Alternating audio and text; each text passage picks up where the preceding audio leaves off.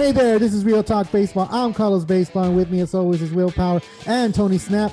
We haven't finished talking about second baseman, so we're going to give you the comeback player, a bust player, and a sleeper. So, all right, guys, let's go ahead and move on and just do the comeback players. And I think Tony went first last, or I think Will went. Okay, well then. Yeah, I did go first. I went first on the number 3. All right, Tony, you're going to have to give me your comeback. Are you ready for that? Yeah, I guess so. I mean, the way I see it, I feel like a lot of the community will probably be like mad and doesn't want him to come back. But I chose Jose Altuve. Oh man! Oh shit! Yeah. As a Dodger fan, it kind of hurt a little bit, but at the same time, as a little guy, I'm rooting for him. You know. So little. Well, we're probably as tall. You know. What? You're 5'6"? My license says 5'6". Well, he's. I mean, considering baseball and just sports overall, that's little. Yeah. And I'm rooting for him to come back. I know that we know that he's a cheater or whatnot, and I feel like maybe that. But come on, every at bat, and to get to that level, I just don't see it as him being like a bad player who was just cheating and made it to the elite level. I mean, he's a great baseball player. I feel like a lot of people still probably have him in their top 5, maybe even top 3. Yeah. You know. So then I think the phone's sounding. I think they're going to revoke your Dodger card. Don't answer it. Don't answer it. I go to voicemail. Exactly. I mean, Tony, I agree with you on that one. Jose Altuve, I actually picked him before on fantasy baseball, and he's really been really solid. You know, except for this last season where he really sucked. You know, I'm just gonna say it like it is. You know, he really sucked. He was good. He had a lot of good points. Well, he was good in the playoffs too. Don't forget, we saw a little bit of he did show up in the playoffs. Yeah, he did. So, I mean, he's gonna be hated by everybody, dude. And I mean, yeah, that's a different topic, right? But fantasy baseball, I don't think that's a bad pick. I think a lot of people agree with you on picking him coming back because he does have a lot to show this year. He needs to prove that he wasn't a cheater in 2017, probably 18. Even 19. I don't know. Like last season, when he wasn't there, he didn't even swing the bat well. He didn't do anything well. He didn't even play second base well. You know, like we made Will. I think you made that was bad, right? Of him making he a lot had of 2 games where he had 3 different errors in each game. Was that the playoffs? He had one playoff game where he had I think it was one throwing error. But before that, in the regular season, he had 2 separate games where he had 3 errors in each game. Okay. Hey, so Tony, supposedly it's because he was playing too deep. They moved him a little deeper, like farther out into pretty much right field, and just the distance from where he was to first base was a little bit farther than he's used to. Yeah. So it wasn't necessarily that he doesn't have the strength to throw it that far, because he does have a decent arm. He just wasn't used to it being that deep. Yeah, and I mean, he's not a bad comeback. I think a lot of people will agree with you, I guess. And Will, do you agree with Tony on this one? Actually, my comeback player is Jose Altuve also. Oh, you guys agreed on this one. Oh, man, you guys should hug. And you know, one of the reasons why I think he was so bad this past season, he had a new manager. AJ Hinch is gone, right? And he had Dusty Baker kind of telling him what to do. And different managerial styles, that's one of the reasons why he was, so deep in... Chill. Hey, answer that, Will. I think it's for you. I think this was for you, Will. Scam call. I think they want your Dodger card, man. That's right. Dodgers for life, bro. Yeah, no. But yeah, man. I mean, Dusty Baker, taking the helm as the Astros manager, a lot of things had changed. I think that he was very embarrassed for getting caught, which played with his mind. you could see in his face that he was just so down on himself every single game. Yeah. And this guy, he's a Gold Glove winner in the past. Good. Silver Slugger, MVP. 2017, he won the MVP. He it's up for debate if he really deserved it or not. I don't think he personally deserved it because the batting average, the home run power, it was just so much more than what he's usually producing. But if you look at previous seasons before that, man, he's been so consistent. 300 hitter, a good speed on the base paths, and decent power for a second baseman, especially how small he is, Yeah. But when he broke out into the league in the beginning, he had no pop. He had maybe 5 home run potential, but he changed up his swing. I think AJ Hinch was actually a big part of that. Why he developed so good. For the trash can, you mean, right? He's a big part of it. We don't even know how long that was going on. Yeah, right? We don't. Probably 2 years. We only have evidence from 2017, but it could have been before that, so you never know. But I believe in his ability to be the Jose Altuve that we've seen before. Not to be that like amazing MVP guy like he was in 2017, but I mean, years before that, we were drafting this guy as the first second baseman off the board. Yeah, and I remember that. 1 year where he was going number 1 overall, even ahead of Mike Trout. Yeah. So I really think that this is a amazing candidate for the bounce back. Yeah, or the comeback. I'm sorry. It's a really, really, really good pick. And we play around with the Houston Astros cheating scandal and all that. I want to add to what you guys have said. He's a 5'6". He's not that tall. So you're playing with giants. You're playing with Aaron Judge. How tall is he? He's like 6'7", something 6'7". like that. Yeah. So these are tall dudes. Like, so for a 5'6" person to play with these big old giants in baseball, like, your body takes a toll. And he's been in the league for 10 years now. So hopefully he doesn't decline as much from what you guys are saying, that he's going to come back and play a lot better. I see that he is, but maybe age and then his body, how small he is, that he needs to work harder than these big old dudes, Yeah. So it does take a toll. And like I said, cheating scandal and all that stuff, I'm putting that aside because, I'm not that tall either. I'm at 5'9". And if I was playing with these giants, I would have to step up my game and I would have to be improving. I would have to show that I can, play with these guys, right? So, the 2020 was a down season for him.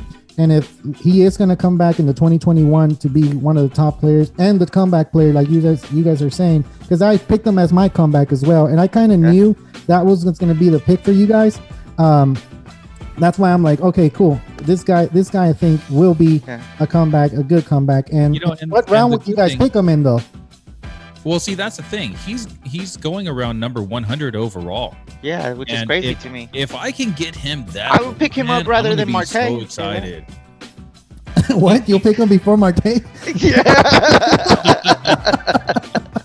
I would. I honestly feel like Jose Altuve, playing on the Astro staff. I honestly feel like that's a big what's holding back Marte from, being a little bit better, because with no one around him, you're not gonna get those other stats. Hey, well, I feel like Tony's picking at your number 3, dude. Is that? Yeah. That's all right. I mean, I know he's gotten the last ones off of me. Jeez, let me get this one, guy. Come on. But hey, that's a good pick. So you guys are good with this one. We can go ahead and move on to our bust, or you guys want to continue adding to a two-ways? No, we can move on. We're done with that. Yeah. I don't want to talk about the Astros. That's enough. Okay, yeah, and they did leave a message. The calls was for both of you guys that they're going to remove you guys' Dodger card. So, hey, Tony, let's start our own podcast. All right, guys. So let's go ahead and start the bust. I hope you guys picked 2 different ones, and I hope you guys picked one of the top 3 you guys chose. So go ahead, Will. Let's start with you. So my bust, I definitely have a different choice than Tony Snap does. My bust is going to be Whit Merrifield. And for the same reasons that we talked about before, when you had him as your number 3, I just think that he's getting older, playing for the Royals. He's not running anymore. He doesn't really have the power. I do value his position eligibility because he's available at 2 different positions. That it really is, something that I look for in a draft. But I think that at number 39 overall, I think he's just going way too early for someone that's not going to produce in the power department. Oh. Yeah. Well, you picked on his number 3, right? Yeah. And now he's picking on your number 3. So directly. Payback. Jeez. Payback. As far as my bust, I agree with Will. Like maybe he is a bust just because he goes in like the first few rounds. Mm-hmm. Because at the same time, like I picked Merrifield as number 3, but I was also like putting Altuve there too. Just because of his past experience and things like that. But I just couldn't put Altuve up there just because I'm a Dodger fan. And Merrifield's good, man. He's been solid all around, But as far as my bust for this season, it's probably the next guy that's right behind with Merrifield, which is Keston Hiura. I think that's how I'm saying it right, or Hira. I don't know, but I feel like he's going like where is he? Where is he? 65. He's a average draft pick 65. I would much rather have a pitcher or another type of player than Keston Hiura. I see Hira. Okay. Yeah. So that I would rather have like Zach Plesac, Josh Hader, Liam Hendricks. I know it's not we're not talking about like second basemen here, but like just the overall draft picks because they're in the same round. Yeah, exactly. Round. Geez, I would rather have Charlie Blackmon, which is going into the next round. Yeah. So I just feel like he's a bust just because of where he's going, and the players around him that are going. Steven Strasburg going average draft pick 69. I think that's because he's coming off of injury, and we don't know how he's going to play. But I definitely, I agree with you completely. There are so many other players that I would rather have at the time in the draft at that time. Gotcha. And his batting average in 2020 was at 212. And what round is he going in though? Like around 6. 6th round. Round 6, round 5. So you wouldn't pick him? That's what you're saying? Heck no. Heck no. No way. I wouldn't pick him. And he's only been around for 2 years. There's no sample behind him. He did come from the either the Japan League. I think it was the Japan League, and he was tearing it up over there. Well, he's a top prospect, or you know what I mean. Like he was projected to be this good and blah blah blah. I mean, so was Ohtani. What a major bust. I hate to say it. He's injury ridden. I feel like just because where Keston is going at, I would much rather have someone else. So he's definitely a bust for me, just because of everybody, all the type of players going around him. And I see Zach Plesac, Sonny Gray. Sorry. What was that, Will? Sorry. Even Hyun-Jin Ryu is available right after him. So I'd much rather have Hyun-Jin Ryu and Steven Strasburg rather than Keston Hiura. Jose Barrios, dude. Oh, yeah. Wow. Jeez. Wow. Marte. Okay, so let's talk about Marte. Why don't you like Marte, Tony? Like I feel like you're picking at him. Not that I don't like him. He hits for power. He does. It's just that when I look at my fantasy players, I'm also looking at who's around them. Their supporting cast and their fellow teammates, and the team they're playing. The Arizona's in the same division as the Padres and the Dodgers. Yeah, they're not gonna hit. They're not. And he's probably going to be the only one on the team. Maybe Christian Walker. That's really going to be able to hit decently. So I understand that he's not going to score as many runs or RBIs as if he was on, a different team in a different division. Gotcha.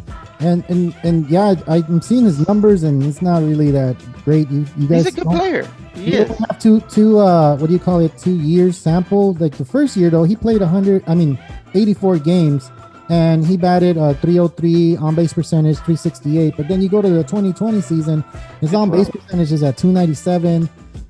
His strikers were really up for 60 games. He was striking out 80. He struck out 85 times, and his batting. All the Brewers were striking out. Yeah, and even they're on a decline too. Yeah, Yelich was struck out a lot of times this last year. Yeah. So the whole team struggled, basically, right? Yeah. Yelich has been bad for a couple years now, because last year he was really bad too. Yeah, so last year he was bad. The 2019 season he did pretty well. Remember, he was in the running for MVP.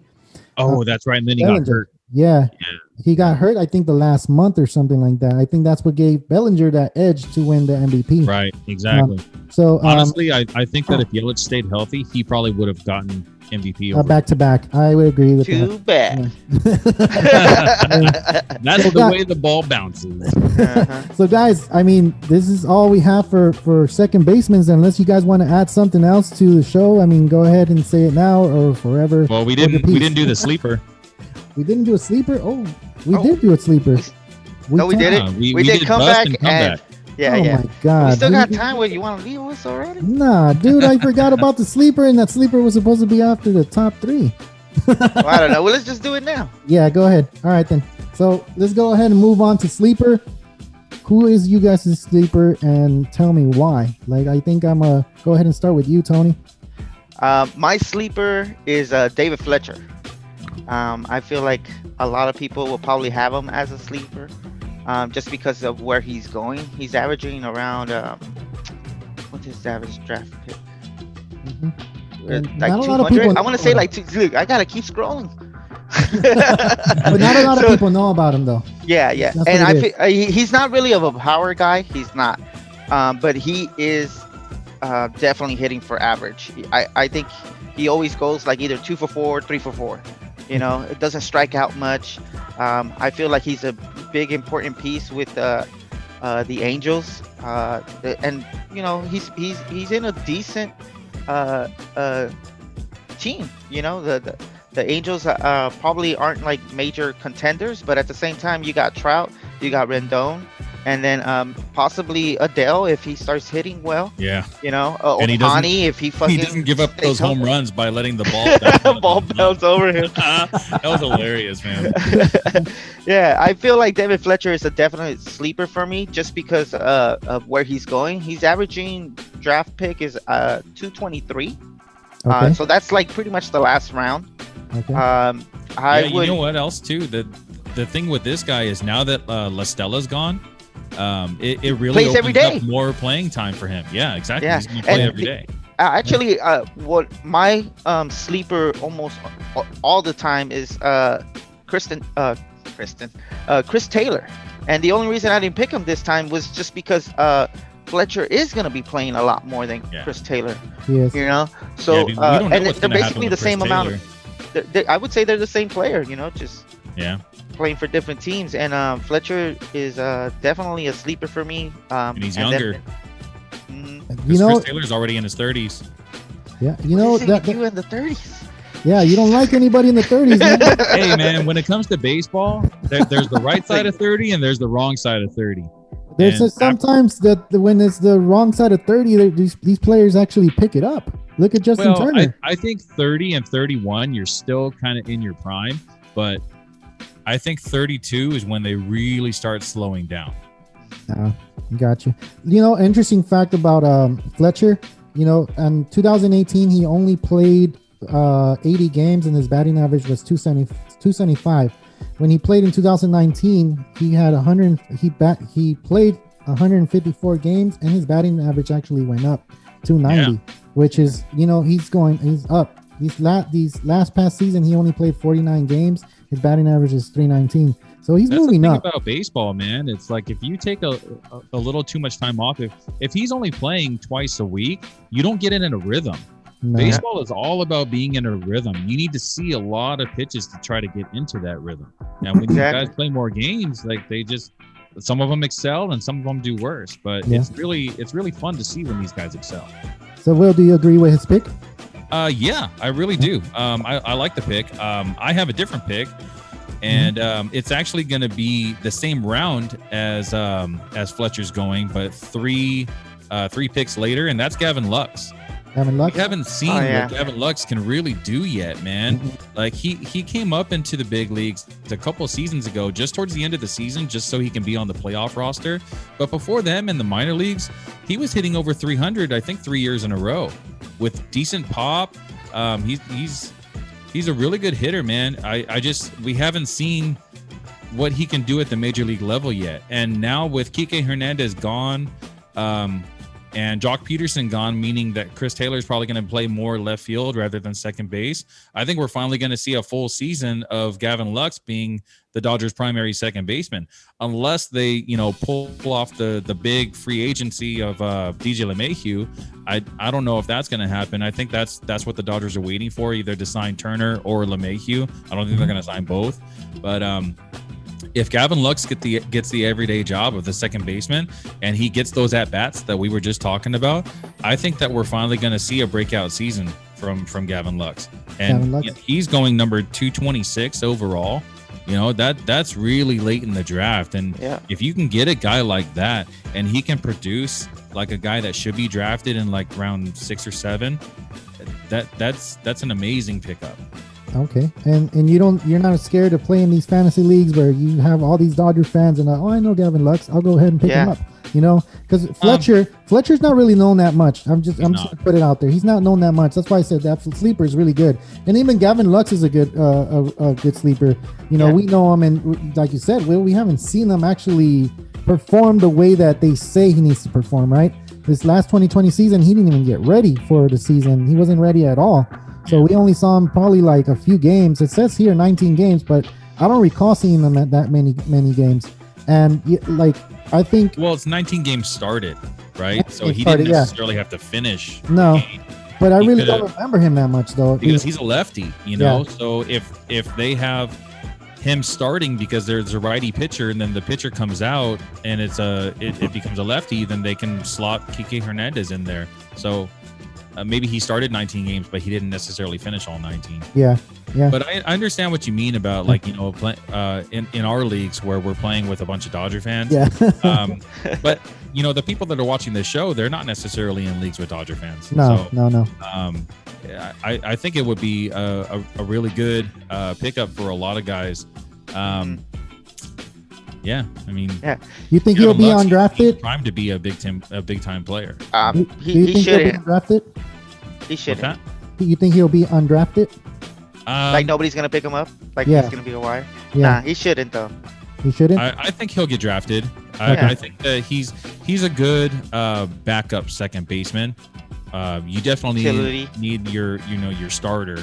But he's a good one to leave on the bench until your second baseman either gets hurt or needs a day off or whatever the managers of their teams decide to do.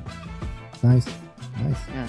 I like the picks. I like both picks actually. I like Fletcher a lot though. Yeah, no, seriously, I do.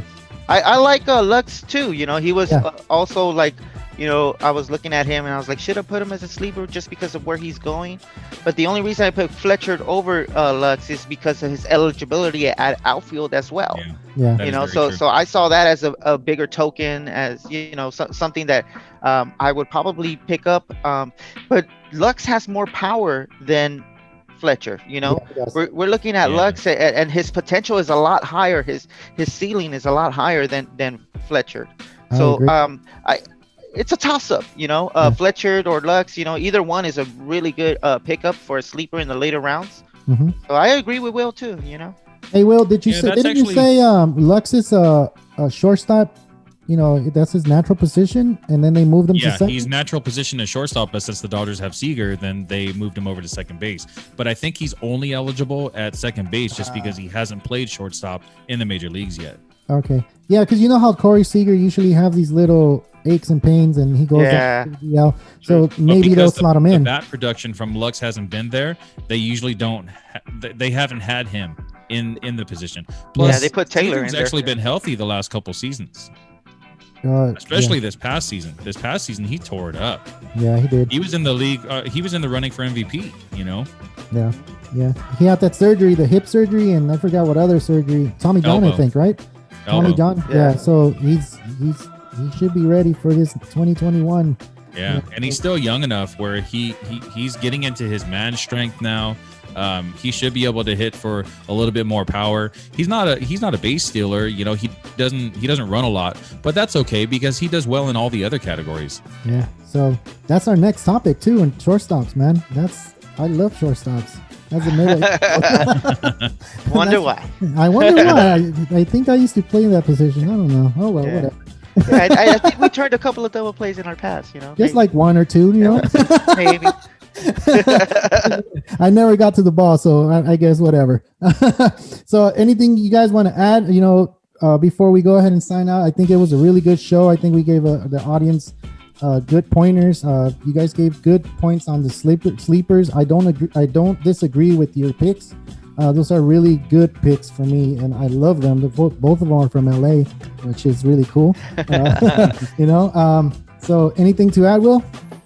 I mean, just kind of keep an eye on the free agency list, because if the Dodgers do pick up LeMahieu, then Gavin Lux might not even be worth drafting at all. He's going in round 18 right now, but that's just because the Dodgers don't really have an answer at second base other than him. So if they end up getting another second baseman that's better than Lux, that's going to be the primary guy at the Keystone, then there's no point in even drafting Gavin Lux, and he should remain a free agent.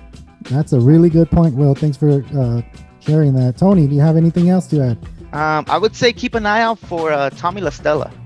I believe he's still a free agent. I'm not really sure if he signed back on with Oakland. No? Huh? I think he's still on the A's. Yeah, well, I don't know. I think they only signed him on for 1 year, so I don't know if he's gonna sign back up with the A's or. I believe he's a free agent. Yeah. But if he goes on to a contending team, or even with the A's again, you know, he's a good sleeper too. Yeah. Doesn't strike out a lot, and we've said this before. And he's legit, and he's got multiple eligibility as well. You know, he's I gonna like be him at better third than base. Fletcher.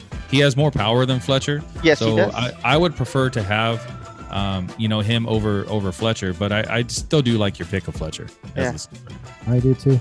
All right, guys, that's it. This is the Second Basemans. I hope you guys like what WillPower and Tony Snap said. This is Real Talk Baseball. I'm Carlos Baseball, Will Powers, and Tony Snap signing out. See you guys. There.